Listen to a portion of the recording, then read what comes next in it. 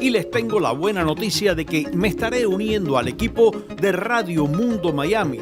Les estaré ofreciendo el estado del tiempo con claridad y precisión, como siempre me ha caracterizado y como ustedes lo merecen.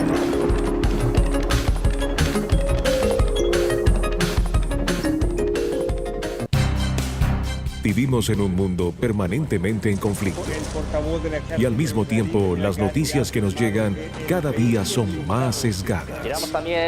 Para comprender lo que pasa en este mundo en guerra en el que vivimos, cada noche a las 7. Bienvenido aquí a su programa Epicentro Global. El capitán Luis Roger nos lleva al Epicentro Global con el más completo análisis de la geopolítica mundial de la radio de Miami. Lo que está pasando en el mundo en las últimas 24 horas. Solo por Radio Mundo, la voz del sur de la Florida.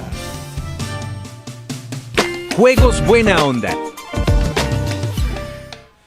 Buena onda, buena onda. Yeah, yeah. Regreso a casa. Hay un momento del día en el que todos buscamos lo mismo: llegar a casa, respirar, desconectar un poco, y en ese trayecto. En Regreso a Casa encuentras historias que te hablan, noticias que importan, voces que acompañan y la energía justa para cerrar el día con calma. Tráfico, clima, entrevistas, análisis y esa conversación que te hace sentir parte de algo. De lunes a viernes, Regreso a Casa, porque la tarde se siente mejor cuando alguien te acompaña. Radio Mundo, la número 1 en tu hogar.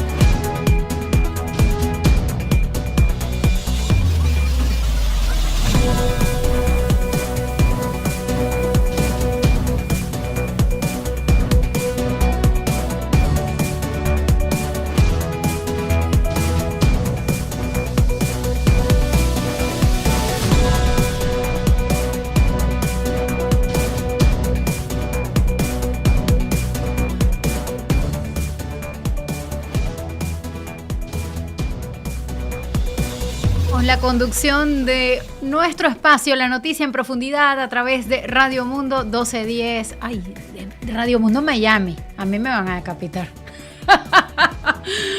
Nuestra plataforma Radio Mundo Miami y unonext.com. Yo soy Mariana Gómez, qué gusto recibirlos. Miren, están pasando muchas cosas. La verdad es que uno está arrancando la semana, pero esto ha sido... El seguimiento informativo no se ha detenido durante todo el fin de semana. Por supuesto que los periodistas musicales, ustedes saben que esta servidora pues también se dedica no solo al seguimiento de la información sociopolítica, sino también a la sociocultural y la musical. Entonces para nosotros ayer fue una guardia extendida, es decir, este domingo fue una guardia extendida porque el seguimiento a lo que estaba ocurriendo con los Grammys pues forma parte de la guardia del fin de semana, si podemos llamarlo de alguna manera. Así que sepan excusar que a veces a uno se le tranquen las palabras, pero el cansancio en medio de hacer lo que a uno le gusta, hace su trabajo. Estoy junto a don Ernesto Rivero al frente del control técnico. Qué bueno recibirlos para conducir, sí, nuevamente nuestro espacio, la noticia en profundidad. Es un gusto estar aquí para todos ustedes. Bueno, arrancar la revisión informativa, quizás en esta oportunidad lo vamos a hacer con lo que está pendiente, con lo que va a generar titulares y con escenarios que sin duda van a ser noticia, pero también echando un poquito la cinta para atrás porque el fin de semana estuvo lleno de anuncios importantes en lo que tiene que ver con la relación entre Estados Unidos y Venezuela.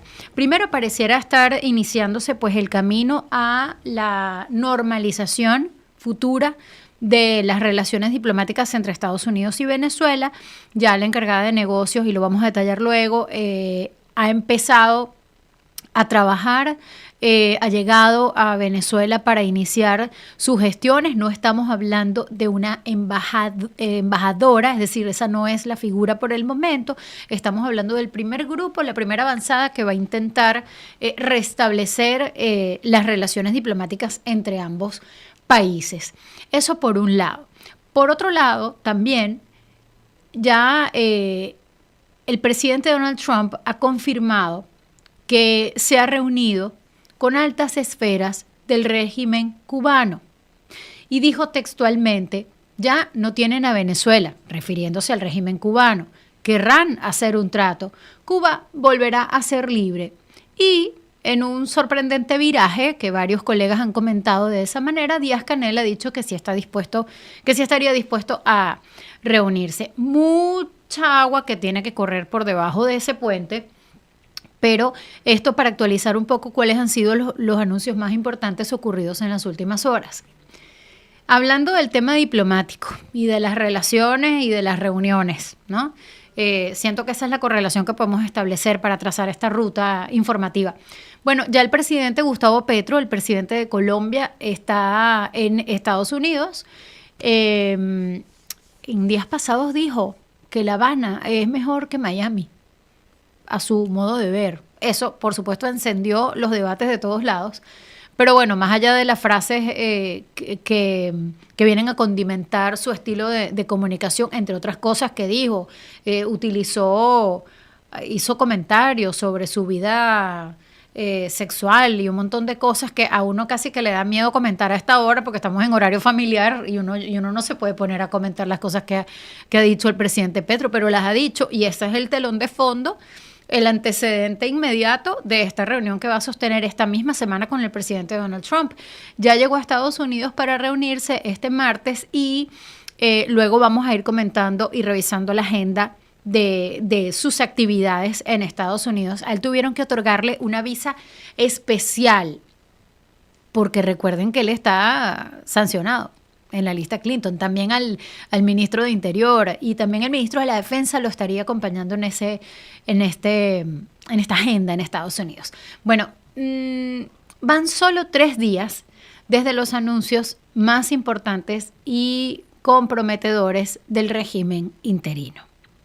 Estamos hablando del anuncio de la necesidad de aprobar una ley de amnistía que conduzca, por supuesto, a la libertad de los presos políticos. Ese es un anuncio que no podemos entender si no lo desmenuzamos, si no tenemos una mirada inmersiva en ello. Me refiero a varios aspectos que hay que analizar y de los que hay que estar pendientes para entender la dimensión de esta noticia y ver cómo este anuncio se va a convertir en un hecho. Lo digo en varios sentidos, porque, por ejemplo, esto debe hacerlo la Asamblea Nacional. Como ustedes saben, las leyes no son decretos, es decir, una ley como esta no se vuelve obligante o no tiene efectos vinculantes hasta que no es una ley aprobada por el Parlamento del país. Esto debe hacerlo la Asamblea Nacional del régimen. Pero el anuncio de que se trabaje esa ley con esa vocación provino de Delcy Rodríguez, quien encabeza el régimen interino en Venezuela, bajo la tutela del presidente de Estados Unidos, Donald Trump, y el resto del gobierno, ¿no? Del Poder Ejecutivo estadounidense. Entonces, esto es lo que traza. Primero, obviamente, este anuncio fue recibido por el venezolano en general con muchísima esperanza. Porque después de todo lo que el pueblo ha sufrido, después de todo lo que hemos sufrido, cualquier luz en el camino que tenga que ver con la libertad de los presos políticos y con que estas cosas no se repitan, pues obviamente es bien recibida. Pero todos pedimos que se concrete, ¿no? Y que se trace muy claramente cuál es el camino para que ello sea ley. Reitero, debe hacerlo la Asamblea Nacional en Venezuela. Recuerden que esa Asamblea Nacional del régimen está presidida por Jorge Rodríguez. Y habrá que ver entonces cuál es el contenido del papel, es decir, del anteproyecto de ley, para ver de qué delitos estamos hablando, cuáles son las condiciones que van a regir a partir de su aprobación. Miren, y además hay algunos comentarios interesantes que ya han hecho abogados venezolanos cuyo trabajo ha estado dedicado en cuerpo y alma a defender a los presos políticos, a llevar el registro riguroso de todos los nombres de quienes están presos todavía, de quienes han salido, de quienes están desaparecidos. Los abogados ya han empezado a emitir sus comentarios preliminares acerca de ello. Se lo dejo por allí porque es un asunto que hay que analizar. Por supuesto que tampoco habíamos visto a los voceros del régimen hablar de esa manera, a pesar de que en sus actuaciones ante sus audiencias naturales ellos usan un discurso mucho más desafiante, pues eventos como este, anuncios como este, vienen a de alguna manera inscribirse en todo esto que implica cumplir los compromisos que asumieron ante el gobierno de Estados Unidos tras la captura de Nicolás Maduro a inicios de este año. Allí es donde hay que meter este anuncio. El cierre del helicoide. El cierre del helicoide también fue anunciado el viernes pasado. Perdonen, como les digo, que estoy echando para atrás la cinta, pero me parece importantísimo que arranquemos la semana poniendo todo en contexto y además adelantándole que sobre todos estos asuntos vamos a estar conversando durante el programa de hoy. Voy a dedicarle un buen segmento al análisis. Si todo nos ayuda y la tecnología no nos falla, vamos a establecer un contacto con un buen amigo querido y confiable politólogo para desmenuzar cada anuncio y ver dónde estamos con el liderazgo de Estados Unidos y su mirada hacia el hemisferio occidental y cómo podemos ver todo esto dentro de ese contexto. El cierre del helicoide, ya veía yo a colegas que han hecho del tema venezolano pues su causa, ¿no?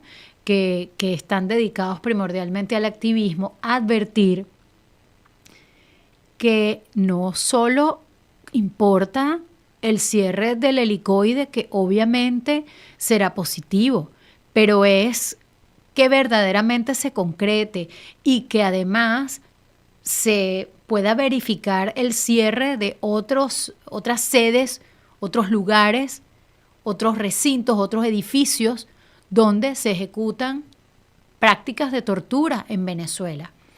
Hay denuncias muy consistentes acerca de sitios, casas clandestinas donde lamentablemente funcionarios del régimen han seguido practicando esta tortura. Estos son crímenes de lesa humanidad. Ofrecer un reporte pormenorizado de ello es por ahora comprometedor, tendría que tener la base de los reportajes en la mano, lo vamos a hacer para ir al detalle, pero esto es una denuncia pública que existe en Venezuela, así que muy bien por el cierre del helicoide, que ya de hecho el presidente Donald Trump había advertido que dentro de los compromisos estaba esa posibilidad. Esto viene a concretarse recién el viernes, cuando al inicio del año judicial surgen estos anuncios de parte de Delcy Rodríguez durante el acto de instalación del año judicial en Venezuela, en la sede del Tribunal Supremo de Justicia del régimen. Este fue un acto a puerta cerrada. También quería corroborar que si usted estuvo como tratando de seguir este anuncio, y perdone que no lo mencioné antes, pero lo hago ahora, sí es cierto que hubo unas cuantas horas de incertidumbre acerca de esta posibilidad. Me refiero a la ley de amnistía y al cierre del helicoide, que desde temprano al mediodía, de hecho estábamos nosotros aquí al aire, cuando empezó a correrse esa especie. Ustedes saben que nosotros, honestamente, hasta que no lo tenemos confirmado, preferimos no abordar o no anunciar temas que sabemos que van a ser noticia, pero sin tener la confirmación es muy delicado, porque usted se merece que nosotros seamos prudentes en función de que usted esté bien informado. Pero sí, durante toda la tarde, incluso estando mis compañeras aquí al aire, yo decía, bueno, hasta que no lo tengamos confirmado, no lo vamos a anunciar. Resulta que el acto se dio en la sede del Tribunal Supremo de Justicia y se hizo a puerta cerrada. No convocaron a la prensa, entonces no teníamos cómo oficializar el anuncio. El medio de español, El País, sí logra obtener la información por alguna vía, muy probablemente porque estaba allí presente el cuerpo diplomático, allí estaban seguramente los diplomáticos españoles, es decir, esto es una especulación, pero bueno, ellos ciertamente son el primer medio que se adelanta a contar que venía el anuncio de la solicitud de ley de amnistía y el cierre del helicoide. Y después, cuando finalmente se emite el mensaje por los medios nacionales en Venezuela, en cadena nacional, es cuando todos pudimos verdaderamente confirmarlo. Quería decirle que sí, que esto sí fue así, que esto forma parte de nuestro trabajo con ustedes, que intentamos pues que siempre llegue a usted la información tal y como fue, y si eso es que no fue noticia solamente el anuncio, sino también todo lo que tuvo que ver con corroborar la información ese día. Mire, yo le voy a pedir que me acompañe en una breve pausa, porque bueno, como le decía, la verdad es que el Grammy nos tuvo a todos sumamente ocupados. Es la primera vez, de acuerdo al registro histórico del Grammy, que un artista que graba un disco solamente en español obtiene la categoría de disco del año en el Grammy. No en el Latin Grammy, en el Grammy, que incluye todas las categorías. Esto es, sin duda, una hazaña por parte de Bad Bunny, de Benito, que puede usted gustarle o no gustarle, pero el señor es la noticia. Y es la noticia también porque durante sus intervenciones al recibir los Grammy, uno en la categoría de su género pues de urbano y el otro con la categoría más importante que es el disco del año por su disco Debí tirar más fotos, aprovechó esa tribuna para protestar, para dirigir un mensaje de protesta en torno a la actuación de los cuerpos de efectivos y funcionarios federales del ICE y de toda la política migratoria del presidente Donald Trump. Sin aludirlo directamente, sí se refirió a ICE, cuestionó su accionar, pero además remarcó la figura de los inmigrantes para la cultura de este país y remarcó también que de acuerdo pues a como él siente que es necesario decirlo, los inmigrantes no son animales, no son extraterrestres y muchos de ellos sí son pues ciudadanos estadounidenses. Este mensaje ha retumbado muchísimo, ha tenido una visibilidad amplísima, fue viral. Cuando lo dijo todos sabíamos que iba a ser viral, es la noticia, pasaron muchas otras cosas durante la entrega de los premios Grammy, que se las voy a comentar al regreso, porque como le digo, miren, a veces puede usted gustarle o no un artista, pero eso no quiere decir que esa no sea la noticia, que su arte y que los premios que consiguen pues sean la noticia y se la contamos aquí por eso. Vamos a hacer una pausa. Aquí en La Noticia en Profundidad tenemos una visita que vamos a estar teniendo aquí en el estudio en minutos, ya venimos. No se vaya.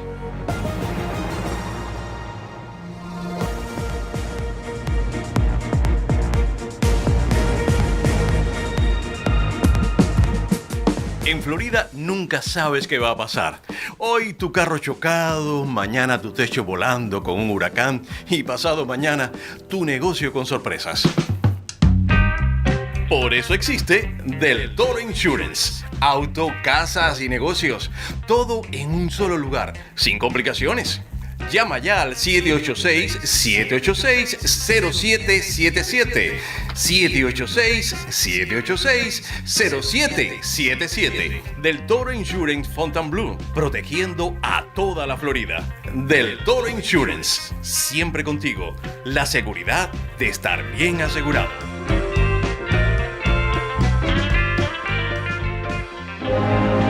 Algo grande ha llegado.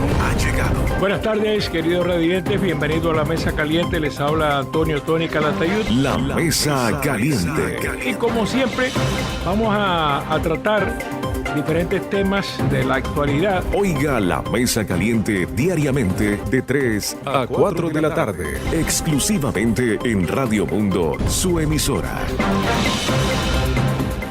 No puedes escaparte del tráfico de hora pico. ¿Sabes de qué más no te puedes escapar? De las alergias estacionales. Y crees que puedes evitar esa mancha de café hasta que... ¿En serio? No puedes escaparte de muchas cosas en la vida, pero puedes escapar de la prediabetes. La prediabetes perjudica a 1 de cada 3 adultos. Por lo general, no hay señales de la prediabetes. De hecho, la mayoría de las personas no saben que la tienen. Pero con un diagnóstico temprano puedes cambiar el resultado y prevenir o retrasar la diabetes tipo 2. Toma acción y haz la prueba de riesgo de prediabetes en 1 minuto en podriatenerprediabetes.org. Es posible que no puedas escapar que se te pegue esta canción en la cabeza. En cambio, sí puedes tomar acción y escapar la prediabetes. Visita podriatenerprediabetes.org hoy. Presentado por el Ad Council y los Centros para el Control y la Prevención de Enfermedades. Si quieres ayuda urgente en caso de accidente, tienes que tener presente a quién vas a llamar. Y el número que resuelve es el que te voy a dar. 1-800-HELP-911, que es igual 800-43-57911. Y allí te van a ayudar, ya lo verás, ya lo verás. Propietarios del sur de la Florida. Manchas en las paredes o ese olorcito raro del aire. Eso no es decoración tropical. Es el moho creciendo más rápido que el tráfico en el Palmetto. Florida Restoration Master llega el mismo día con cámaras térmicas, plan de acción y contención total. Limpiamos, reparamos y dejamos tu casa como nueva. Mapa de humedad y estimado gratis el mismo día. Garantía de 30 días contra reaparición del moho. La temporada de tormentas se llena rápido. Llama ya al 877-778-5491. Repito, 877-778-5491. Florida Restoration Master. Respira tranquilo esta noche. 1 de cada 8 mujeres en los Estados Unidos será diagnosticada con cáncer de mama a lo largo de su vida y es probable que conozca al menos a una persona que haya sido afectada personalmente. Pero ahora mismo puede ayudar. Es simple. Done su vehículo recreativo o remolque no deseado a United Breast Cancer Foundation. Es la forma más fácil de contribuir a una de las organizaciones benéficas líderes del país. El proceso es rápido, fácil y gratis. No solo está ayudando, sino que también recibirá una deducción de impuestos. La United Breast Cancer Foundation ofrece una variedad de programas y servicios que ayudan y apoyan a familias e individuos. Lidiar con el cáncer de mama. Pero no podemos hacerlo solos. Necesitamos su ayuda. Simplemente llámenos para comenzar y programaremos una fecha de recogida que sea conveniente para usted. Si tiene alguna pregunta que le gustaría responder antes de iniciar el proceso de donación, no dude en llamarnos sin costo. Llama al 800-398-3155. Eso es 800-398-3155. 800-398-3155.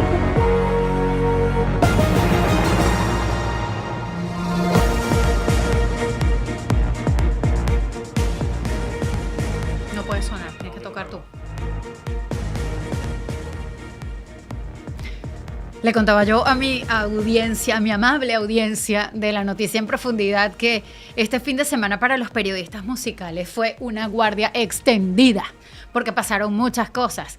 Usted sabe que no es solamente cubrir la ceremonia del Grammy, no es la ceremonia nada más, es todo lo que pasa alrededor de ello. Pero bueno, ¿cómo llega un artista allí? ¿Cómo es ese camino? Y qué bonito es poder contar la historia de los buenos artistas. Bueno, eso es parte de lo que por fortuna hacemos en este programa. Quien nos acompaña, estoy segura, va a llegar allí, va a estar allí eventualmente. Rey Rodríguez, bienvenido. Acércate al micrófono. Hola, querido, qué bueno que estás con nosotros, cantautor. Bueno, con más de 20 años de trayectoria, pero lo que hoy nos traes es tu trabajo en solitario, del que no solamente eres autor, sino que también estás como coproductor, con lo que implica, Rey, querido, producir tu propio material. La gente no se imagina lo fregado, lo duro que es producir un disco. La gente cree que es que llega con las canciones y ya eso está listo. No, hay una magia detrás. Bienvenido, querido. Muchas gracias. Acércate al micrófono. Muchas gracias por invitarme en este maravilloso programa. Por eso hice este álbum que se llama Guapería. Por eso mismo, porque hay que tener mucha guapería para hacer un álbum en solitario hoy por hoy. Y bueno, tuve la suerte de tener aquí a Peter Riley y el estudio de Fama en República Dominicana, que es un estudio pues maravilloso donde ha grabado Maluma, Toquilla y bueno, y yo. Y entonces, pues eso, este álbum que se llama Guapería es mi último trabajo, ha sido hecho con muchísimo amor y con muchísima guapería, valga la redundancia. Y bueno, ahí estamos. Acabo de sacar 2 singles. El Raccoon, que pues, lo tocaré en un momento, y Que Volá, que están los 2 en YouTube. Por favor, si en algún momento quieren escucharlo, ahí está. Bueno, por supuesto que hay que invitar a la gente después a quedarse con tu música. Pero veamos un poco cómo ahora mismo que este espíritu como de los premios, sí. Siento que es bonito que estemos hablando hoy porque han pasado muchas cosas importantes y llegar hasta aquí desde la música latina, es decir, al día en que tienes tu disco en la calle, que lo hiciste tú, que lo compusiste tú, que lo produjiste tú, es un camino fuerte, pero siento que es bonito el momento que está viviendo la música latina en Estados Unidos. Pienso que sí, pienso que al fin y al cabo, la cuestión del arte y de hacer música es casi como una especie de mandato celestial, sin irnos muy profundamente, pero pienso que sí, que es algo como que tienes que hacerlo.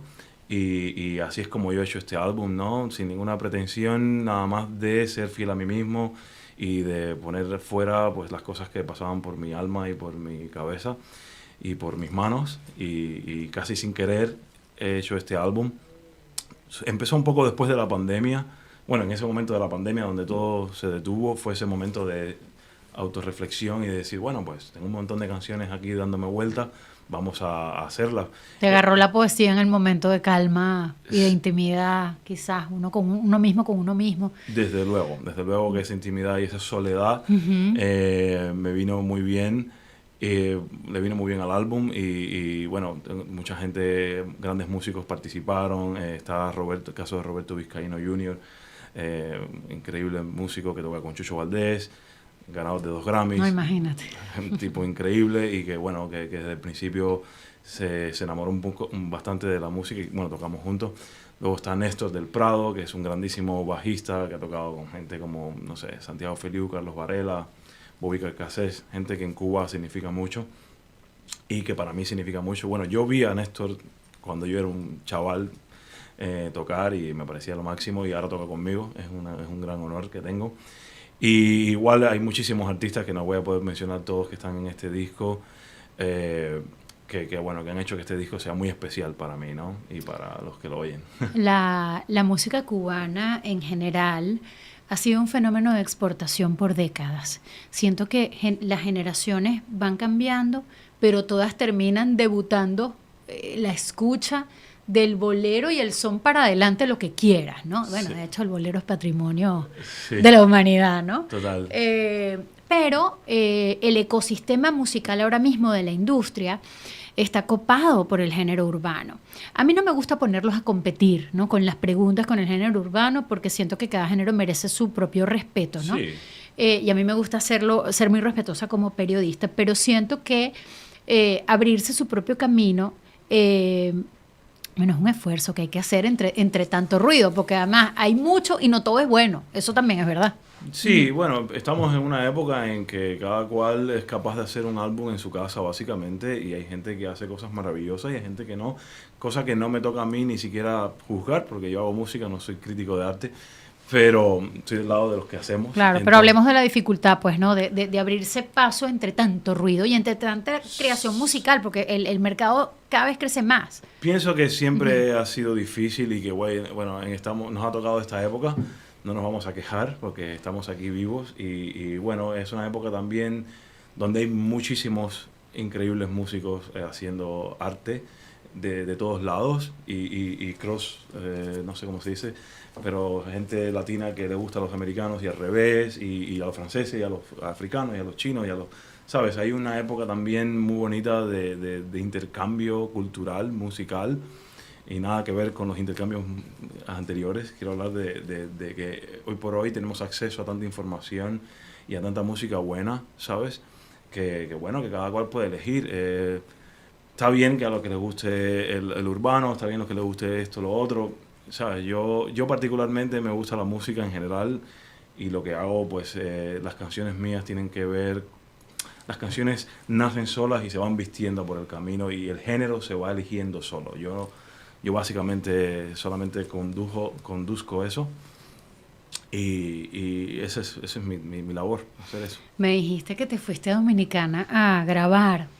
Cuéntame sobre esa experiencia. Siento que Dominicana se ha reposicionado como un destino soñado. Puerto Rico también está viviendo algo similar.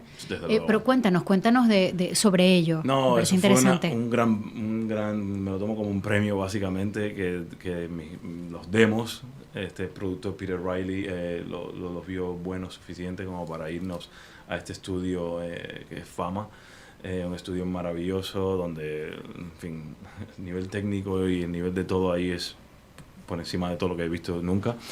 Y bueno, estar ahí ya simplemente inspira a que la música ya esté al más alto nivel y para mí fue maravilloso, una experiencia lindísima que pienso repetir ahora en verano.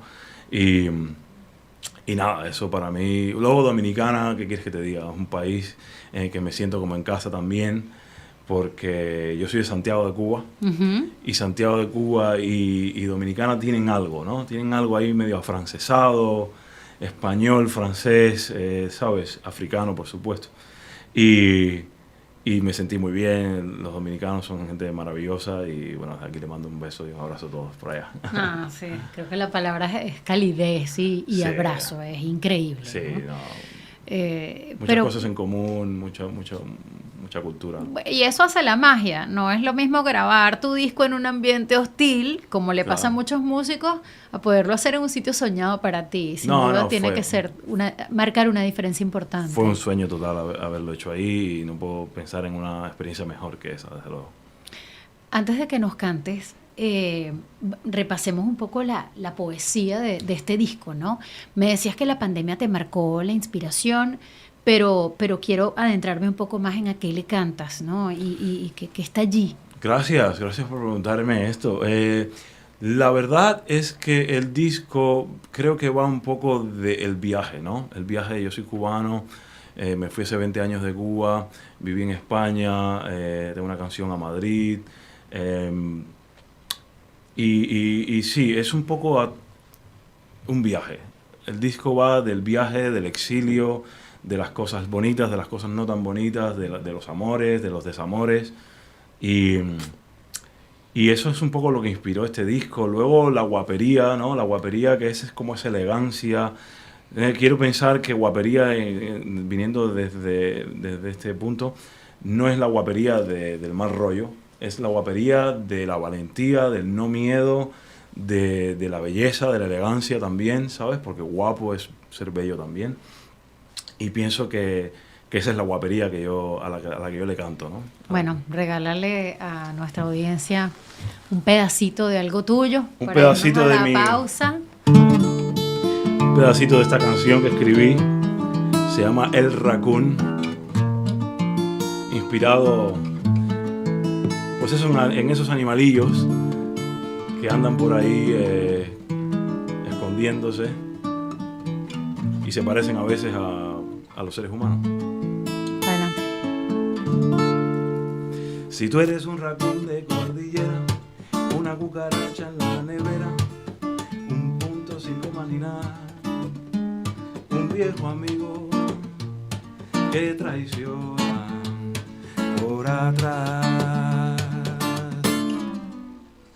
Perdóname que te diga, tú sabes quién eres tú, y aunque tú mismo te mientas que tú lo que eres un raccoon de cordillera, tú lo que eres un raccoon. Oye, ¿de qué estás hablando tú, pelota? Lo que eres un raccoon de cordillera, tú lo que eres un raccoon.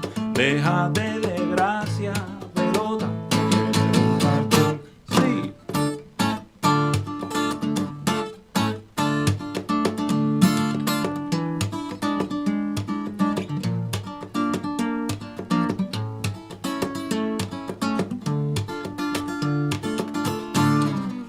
Perdóname que te diga, tú sabes quién eres tú. Y aunque tú mismo te mientas que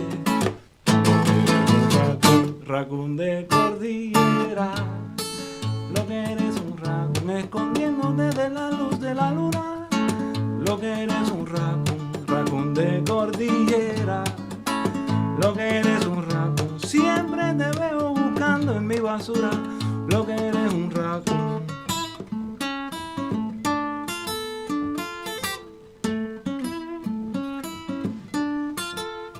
Mapache, mapache, mapache, tú lo que eres un raccoon, lo que eres un raccoon, hacer el go es ese cuento, tú lo que eres un raccoon. Gracias, querido, por acompañarnos. Todo el éxito del mundo con ese nuevo álbum. Pueden ingresar a su página, me voy a la pausa, reyrodriguezmusic.com. Allí está todo lo demás y así lo buscan en YouTube. Muchas gracias. Ojalá te veamos pronto de nuevo aquí. A ustedes por la gentileza de su atención. Gracias, me voy a la pausa. Luego venimos con temas un poco más intensos.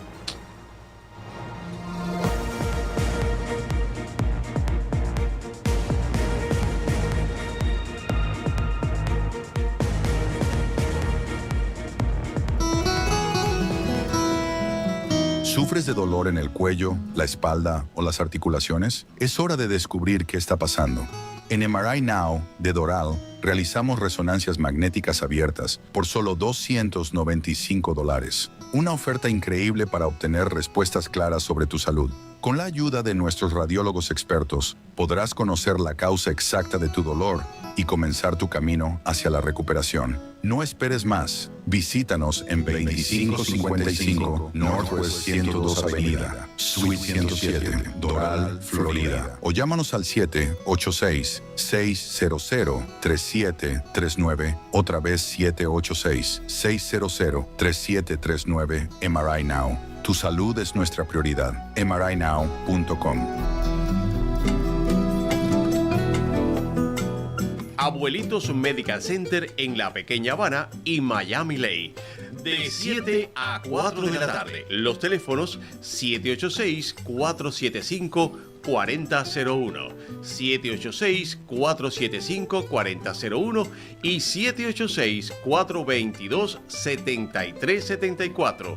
786-422-7374. Abuelitos Medical Center.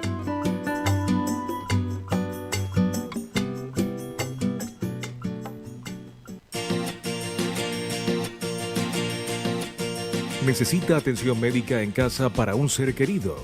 En Home Health Now ofrecemos servicio de enfermería y cuidado especializado para adultos mayores, ya sea que necesite asistencia con medicamentos, terapia física o compañía y apoyo diario. Nuestro equipo está aquí para ayudar, con compasión, respeto y profesionalismo. Home Health Now. Llame a Rafael Abreu al 786-205-3127, 786-205-3127 o visite homehealthnow.com y descubra cómo podemos cuidar de quien más quiere. Home Health Now. Cuidamos como familia.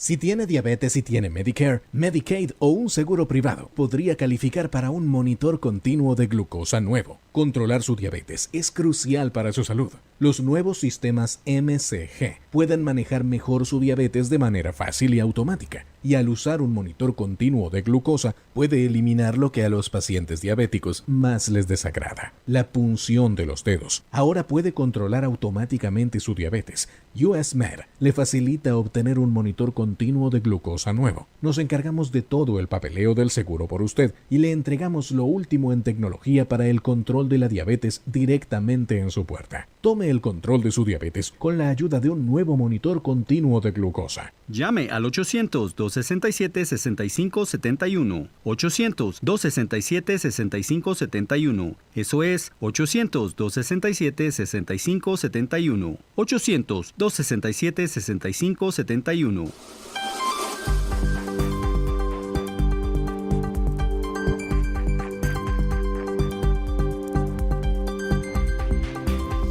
Cero deuda significa estar libre de deudas, vivir sin deber dinero a ningún banco, prestamista y más. ¿Ves tus facturas cada mes? ¿Estás viviendo libre de deudas? En Cero Deuda te ayudaremos a conseguirlo. Llama a nuestra línea especial de alivio de deuda ahora mismo.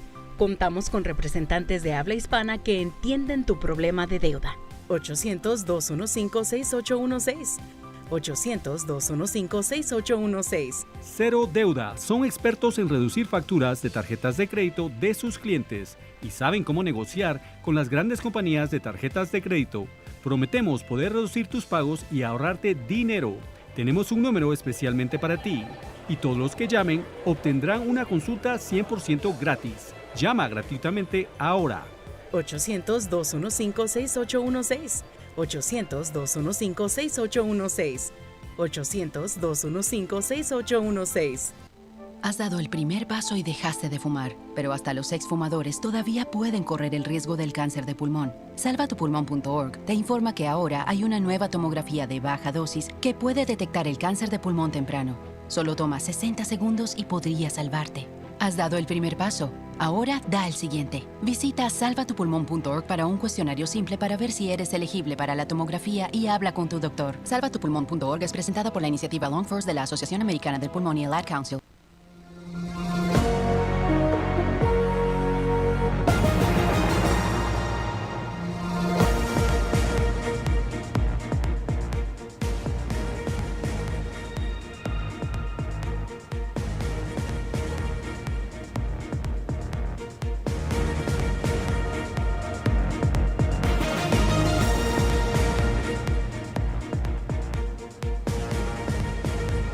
Qué bueno que siguen con nosotros. Estamos intentando establecer contacto con nuestro analista convocado para el día de hoy, pero aún no hemos podido lograr esa conexión. Ojalá se pueda concretar el día de hoy para profundizar para todos ustedes lo que ha sido noticia en las últimas horas en este contexto, pues, de las relaciones entre Estados Unidos y Venezuela. Voy a ir detallando algunas notas que son profundamente importantes que resaltemos. En materia de anuncios, Delcy Rodríguez acaba de nombrar a la joven Daniela Cabello, hija de Diosdado Cabello, como ministra de Turismo. Este es un anuncio actualizado a la jornada informativa correspondiente al día de hoy. Ella es parte, pues, de estos cambios que ha estado realizando la presidenta interina del régimen, Delcy Rodríguez, en el gabinete, pues, ¿no? Tras la captura del dictador Nicolás Maduro por parte de Estados Unidos. Solo queríamos actualizar. Ya está con nosotros Ángel Arellano, que afortunados somos de tenerlo. La verdad es que le había dicho que era urgente que estuviéramos juntos aquí en el programa, porque sé que él tiene múltiples ocupaciones, pero no podíamos dejar de insistir. Él, además de comunicador social, está especializado en ciencia política y por eso está con nosotros. Querido, bienvenido y gracias por recibirnos. Ajá, ¿cómo te va? ¿Me escuchas bien? Sí, yo te escucho bien. ¿Tú a mí? Sí, pero no sé por qué razón la imagen se congeló. Bueno, lo importante es que por lo menos te escuchemos, querido, porque estos son tiempos duros, difíciles, que amerita, pues, un análisis inmersivo en el tiempo que tenemos. Ángel, querido, entiendo que bueno, hay en materia de anuncios recientes sobre las relaciones de Estados Unidos con los gobiernos de Latinoamérica, hay que actualizar dos. Yo partiría de allí. Uno, dice que ya confirma, pues, que está teniendo conversaciones con el régimen de La Habana y al final se concreta la llegada de la encargada de negocios a Venezuela con miras al restablecimiento en el futuro, quizás inmediato, pues, de las relaciones diplomáticas. ¿Cómo ves esto de cara a esto que es la tutela del gobierno estadounidense, al menos sobre Venezuela, y como efecto dominó Cuba más atrás? Bueno, es una situación bastante particular la que vive Venezuela ahora, ¿no? Desde luego, porque no es común que en casos de transiciones desde el autoritarismo hacia la democracia el autoritarismo conceda la posibilidad de ir de la mano de digamos, de un actor externo, de un tercer actor, para realizar esa transición política.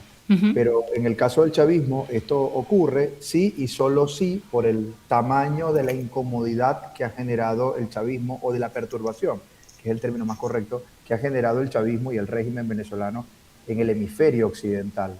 Es imposible perder de vista que el chavismo ha sido plataforma de organizaciones terroristas, de potencias autoritarias extrahemisféricas, y eso ha generado también que se enciendan todas las alarmas, no solo en los Estados Unidos, sino también en los países vecinos, que de alguna forma no tienen la misma potencia para combatir al régimen depuesto de Maduro, y que ahora muta en esta suerte de régimen encargado.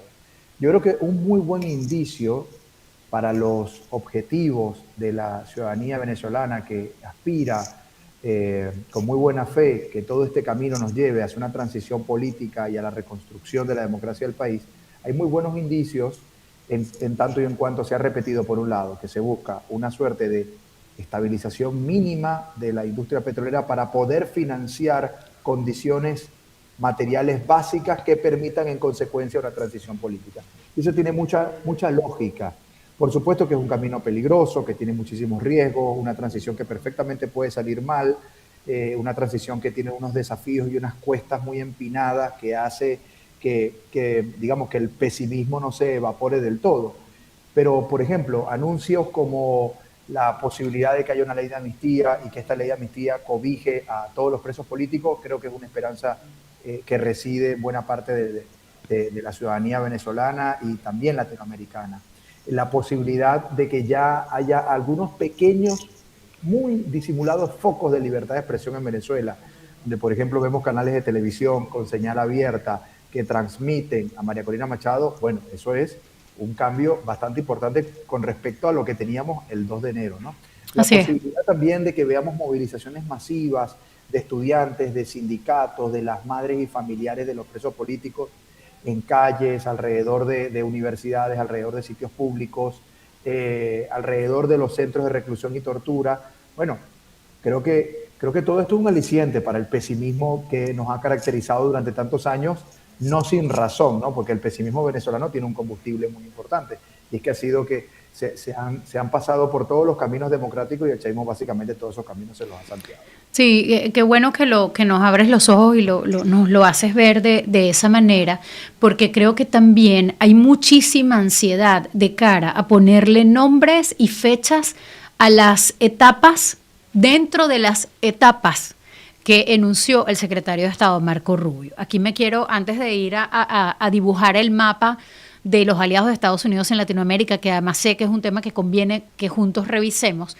sí me quiero meter un poco a analizar contigo la figura de María Corina Machado y el abordaje que sobre ella ha hecho el presidente de Estados Unidos, Donald Trump, que empezó bien distante, al menos en el discurso. Ya los contactos privados y todo eso es otra cosa, pero estamos hablando del discurso público, ¿no?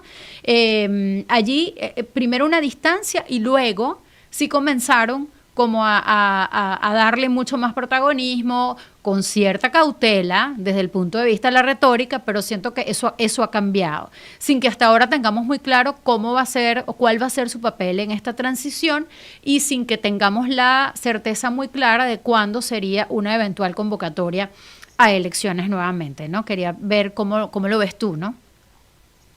Bueno, yo soy de los que piensa, y esto lo he dejado por escrito en columnas que he publicado en La Gran Aldea, en El Orden Mundial y en otros portales de análisis político, soy de los que piensa de que hay que mirar con mayor atención la ventana de oportunidad que se le ha abierto a la oposición democrática de Venezuela. Por una razón muy simple. Creo que es muy evidente que la oposición no tiene la fuerza material y operativa para doblegar al chavismo en el terreno, ¿verdad? Y por eso, eso fue eso fue lo que hizo que Estados Unidos actuara como actuara, ¿no? Amén de las transacciones con el narcotráfico, amén de las tensiones en el Caribe, amén de todos los grupos al margen de la ley que operan dentro del territorio venezolano y que tienen al día de hoy buena parte del territorio venezolano tomado, ¿no? Creo que eso es un tema que se ha ido deslizando fuera de la agenda y yo quisiera incluirlo nuevamente, porque el que la oposición hoy no tenga que asumir las responsabilidades de un proceso de cambio en el esquema del esquema, digamos, de la exportación petrolera y de la reconstrucción de la industria de los hidrocarburos en Venezuela, el que la oposición no tenga un costo, no tenga que pagar un costo en las cosas que pueden salir mal con la implementación de esta nueva ley de hidrocarburos, el que la oposición no tenga que pagar el costo por ejemplo, el cierre de los centros de tortura, de las cárceles donde hay presos políticos. Es decir, nadie en su sano juicio le puede decir hoy a la oposición que es responsable por cualquiera de las cosas en las que el régimen se puede equivocar en este proceso de transición. Y nadie en su sano juicio va a responsabilizar a la oposición por los testimonios tan atroces que estamos viendo, por ejemplo, de esos presos que están siendo excarcelados y que están testimoniando un montón de cosas horribles que a uno como ser humano, en mi caso como padre, a mí no me entra en la cabeza cómo tal nivel de horror puede existir en la mente de la gente, ¿no? Hacerle daño a tal nivel a esas personas. Entonces, mientras la oposición no tiene cómo pagar ese costo de las cosas que pueden salir mal, sí tiene un enorme espacio para reorganizarse, para rearmar los partidos. Mariana, los partidos políticos en Venezuela, los pocos que sobreviven, que están además proscritos, y que ya estaban proscritos para la elección de julio de 2024, son partidos que no han podido reunirse desde entonces, porque o tienen a sus dirigentes principales en el exilio, o los tienen presos, o los tenían en la clandestinidad. Gestos como el de Delsa Solórzano, que hace unos días nada más salió de la clandestinidad, son muy potentes, son un combustible muy potente en la dirigencia opositora orgánica, esa dirigencia opositora que ha estado ahí coherente, movilizándose, que participó y que tuvo un rol muy protagónico en las elecciones del 28 de julio de 2024. Y esos partidos se están comenzando a reunir después del 3 de enero.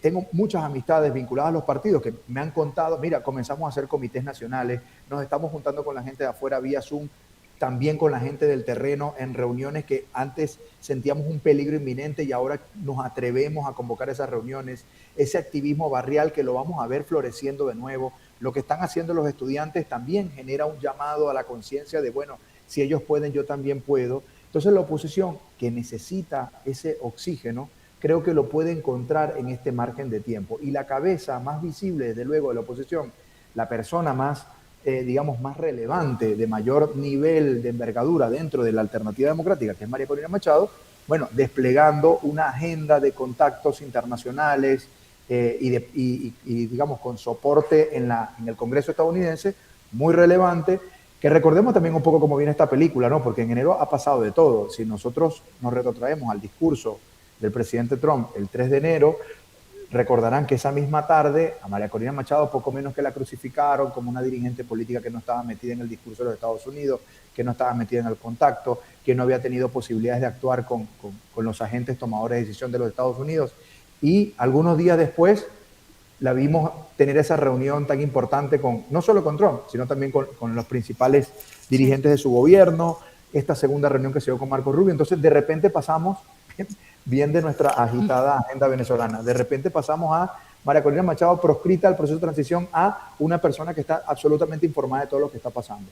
Y ahora lo que se espera, o lo que comienza a trascender, es la posibilidad inminente de que regrese al país a hacer política en el terreno. Entonces, la oposición, que necesita un espacio para reorganizarse, para rearmar a los comités en el territorio, digamos, sí, a las organizaciones civiles, de la ciudadanía, los partidos, etcétera, está teniendo poco a poco ese espacio ahora que va a ser muy vital para las siguientes etapas, porque ninguna transición se hizo en el tiempo que dura un slide de TikTok. Eso no pasa en ningún lado. Todas las transiciones demoran mucho tiempo. Lo que nos ha ocurrido a nosotros en enero es lo mismo que a otros países del Cono Sur les demoró 3-4 años. Tú sabes que ahora que describes esto, siento tanto que se nos acaba el tiempo, nos quedan menos de 10 minutos, Ángel, pero hablamos de la oposición y lo describes muy bien para ponernos a pensar, pero el chavismo también... Quisiera pedirte tu diagnóstico, porque desde aquí hemos dibujado cosas como están atomizados, están enemistados, Me pregunto yo, ¿están verdaderamente todos dispuestos a seguir las órdenes? Aquí el eufemismo es el compromiso, ¿no? A cumplir el compromiso, que es el eufemismo de seguir las órdenes del gobierno estadounidense, como para que verdaderamente podamos pensar que ellos mismos se van a desarticular. Y todo ello hablando de una transición que es necesaria, donde es necesario que ellos estén, porque ese aparato del terror son ellos los que mejor lo conocen. Imagínate, pues, ahora que lo mencionas, pues todos decíamos, bueno, que se vayan todos y que entonces después no sepamos ni dónde ubicar a los presos políticos, es una cosa que nadie quiere vivir jamás, ¿no? Ya lo hemos visto que ha pasado en otros países del mundo. Entonces es como muy delicado eso, pero sí pedirte tu diagnóstico actual del chavismo, ¿no? Frente a todo este escenario. Bueno, Teodoro Pekov tiene un artículo publicado desde 2005, o publicó un artículo en 2005 muy interesante que recomiendo a todo el mundo que lo pueda leer, se llama Las dos izquierdas, donde él explica en ese momento la división de la izquierda en Venezuela, que por un lado teníamos una izquierda democrática que no había acompañado a Chávez en su proceso por la evidente vocación autoritaria que tenía, y después esa izquierda autoritaria que desde luego se abroqueló alrededor del chavismo, ¿no? Esa es como esa bifurcación que le da sentido a lo que hoy conocemos como el chavismo. Si vemos la película al día de hoy, 2 de febrero de 2026, uno diría que hay 3 grupos del chavismo, es decir, hay varios chavismos. Está ese chavismo radical, burocrático, boliburgués, que está enquistado en el poder. Está después un chavismo más crítico y, si se quiere, menos beligerante con su discurso, menos antipático, más de bajo perfil, que está vinculado a la burocracia más técnica, que está metida en ministerios, en instituciones públicas, en empresas privadas inclusive, ¿verdad? Que es un chavismo que está como descontento con la destrucción material del país, pero no termina de abandonar esa raíz ideológica que los aglutina, ¿verdad? Ese chavismo que perfectamente puede ser útil en un esquema de transición, porque no se nos olvide que inclusive en la transición alemana hicieron falta mano de obra nazi para después reconstruir el país. Esto suena feo, es muy chocante, pero es la vida real y así pasó. Y después tenemos ese chavismo disidente, ¿verdad? Que es un chavismo que se separó de la cúpula, del PSUV, y que armó otros grupos, armó tienda aparte, y es ese chavismo que está criticando, que a su vez tiene una división entre un chavismo, si se quiere, más hipócrita, por así decirlo, donde encontramos exministros vinculados a enormes casos de corrupción, a crímenes, etcétera, pero que ahora se aparecen como consultores a decir, bueno, a mí me parece que esto deberían hacerlo de tal o cual forma, ¿verdad? Y un chavismo no necesariamente igual, que estuvo vinculado a la burocracia, pero que es una izquierda mucho más ideológica, ¿verdad? Donde perfectamente podemos encontrar, bueno, todos estos dirigentes de Marea Socialista, todas estas divisiones del chavismo que han sufrido al madurismo, y que estos dos grupos son un combustible muy importante también para la transición. A ver, seguramente esto lo está escuchando mucha gente vinculada a la oposición que diga, bueno, pero es que no hay espacio para más nadie. La oposición no puede plantear una reconstrucción y una transición a la democracia diciendo, bueno, ahora ustedes se tienen que morir, porque tiene que haber espacio para todos. O sea, la razón de una transición hacia la democracia es que hay espacio para todos. El propio presidente Trump, Ángel, lo decía en días pasados. Yo creo que esto lo escuchó la gente tragando grueso, ¿no? La posibilidad de que haya cierto tipo de coordinación, que no necesariamente por ahora nos adelantamos a hablar de cohabitación, pero por lo menos coordinación de trabajo estratégico entre oposición y el régimen transitorio. Pero bueno, me quedan 2 minutos y medio, 3. Y no quiero perder contigo la oportunidad de dibujar ese mapa de aliados de Estados Unidos, porque nos hemos centrado en Venezuela, pero esto hay que verlo con una lupa más grande, querido. Bueno, me refiero a nuestro hemisferio, ¿no? Al hemisferio occidental.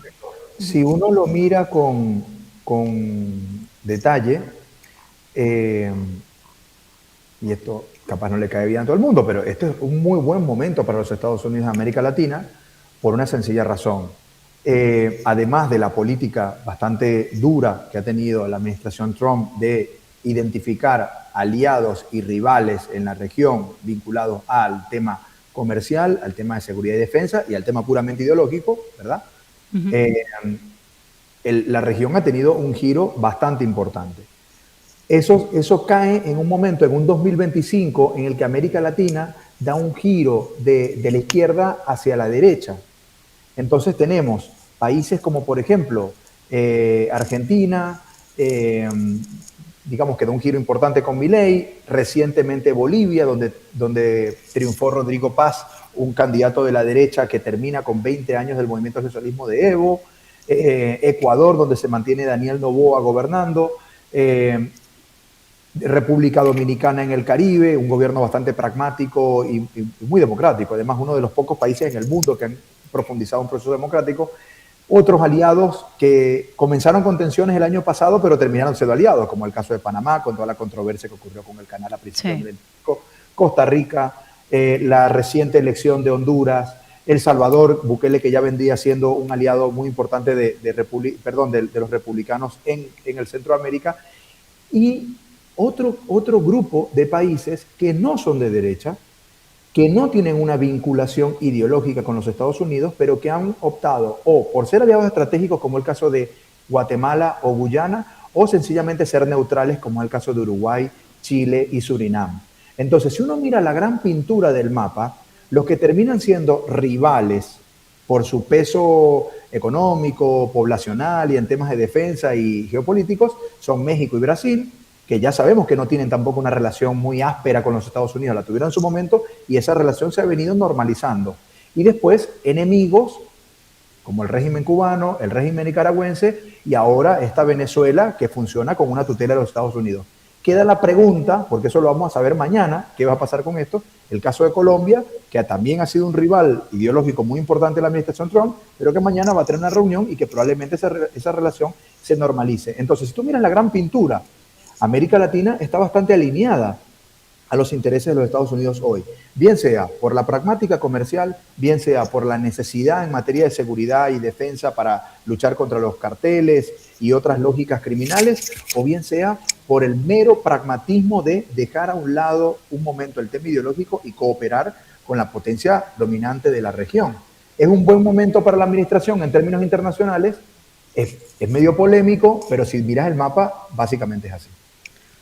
Ángel, además en tiempo perfecto, te agradezco tu compañía hoy, te pido nos consideres pronto de nuevo en tu agenda porque se nos quedó por fuera todo el tema energético, petrolero y la política, ¿no? La petrochequera, los petrodólares, eso se me quedó por fuera y me hubiese encantado hablarlo contigo hoy, pero bueno, qué bueno que has estado con nosotros, querido, te lo agradezco profundamente.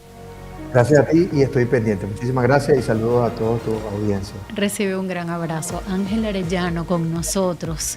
Esperamos poder tenerlo muy pronto de nuevo con estos análisis políticos que nos dejan tantísima lucidez. Mariana Gómez se despide de todos ustedes al frente de este espacio a través de Radio Mundo Miami y unonext.com. Don Ernesto Rivero al frente del control técnico. Será hasta mañana.